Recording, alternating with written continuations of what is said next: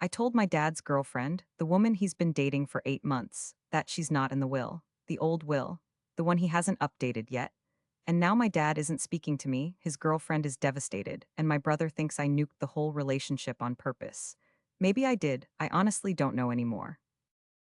Okay, back up. My dad, his name's Gerald, he's 67. My mom passed 3 years ago after a long illness, and the two of them had spent the last few years of her life getting their affairs in order. The will, the estate, all of it. My brother Marcus and I are split evenly.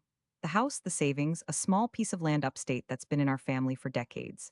It was done, notarized, filed. My mom died knowing everything was settled. Then, about a year after she passed, Gerald met Diane. And look, I want to be fair here. Diane is not a bad person. She's warm, she's funny, she genuinely seems to make my dad happy in a way I didn't think I'd see again. I like her. I did like her.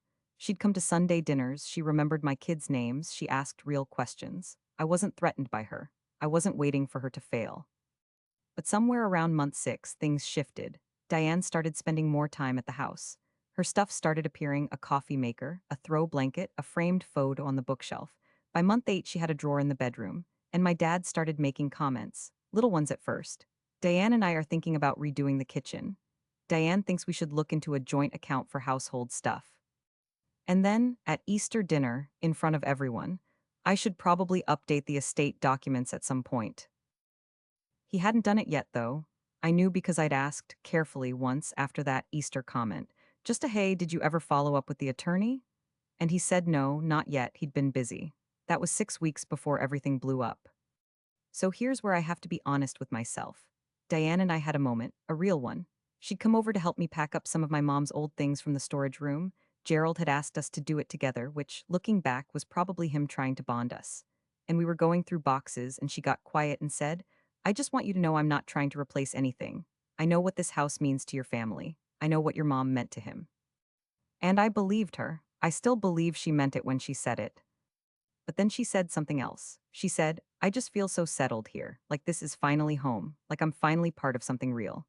And I don't know what happened in my chest when she said that, some mix of genuine warmth and genuine alarm, because all I could think was, does she know? Does she know she's not in the documents? Does she know that if something happened to my dad tomorrow, she would walk away with nothing? And I told myself it was kindness. I told myself it was fair. She deserved to know the reality she was building her life around, so I said it. Not cruelly, I wasn't trying to wound her. I said, "I just want to make sure you're going in with clear eyes. The estate documents haven't been updated. Legally, everything still goes to Marcus and me." The color drained out of her face. She didn't say anything for a long moment. And then she said, very quietly, "Does Gerald know you're telling me this?" And I said no. She left 20 minutes later. She called Gerald on her way home. By that night, my phone was ringing. Gerald was not calm. That's the understatement of the year. He said, and I'm quoting this exactly because it's been living in my head ever since, "You had no right to tell her what's in my documents. That is my business, my life, my relationship."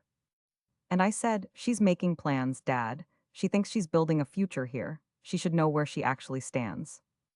And he said, "Where she stands is none of your concern." Marcus called the next morning and he was more measured about it, but the message was the same. "You knew he hadn't made a decision yet. You basically forced his hand." And when I pushed back, when I said I was protecting her, Marcus said something I haven't been able to shake. "Or you were protecting yourself and just didn't want to admit it." Maybe, I don't know. I have thought about that a lot. Diane and Gerald are still together. He hasn't called the attorney yet, at least not that I know of.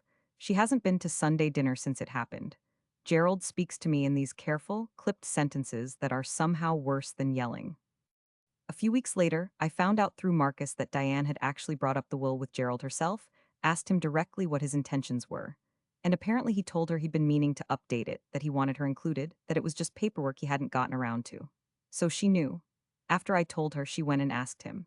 And now they've apparently had the conversation I forced, and it went okay, and she's still there, and I'm still on the outside of it. So here's where I'm stuck. Did I protect her? Did I sabotage them? Did I do the right thing for the wrong reason, or the wrong thing for the right reason? Because I can make the case either way, and I can't land on one answer. My mom's blanket is still on Diane's side of the couch. So that's where it sits. Gerald's hurt. Diane knows the truth and is still there. Marcus thinks I overstepped.